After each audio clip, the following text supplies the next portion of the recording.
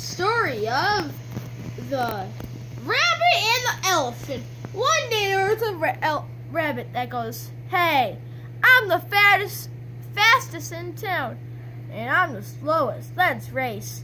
So they ran all the way to a race line. They said, "Mark, get set, go."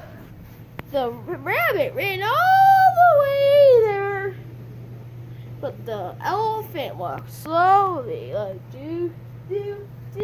And then a John Cena did that. And then I went like, "Yar! Ah! Ah! Ah!" And then the rabbit was like, And then the bear. licked the elephant. But then the elephant yelled, "Help! He's killing me!" So I was like, and then they all choked each other to death. "Help me!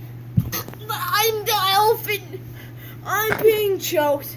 And that's the story of the rabbit and the elephant. Goodbye.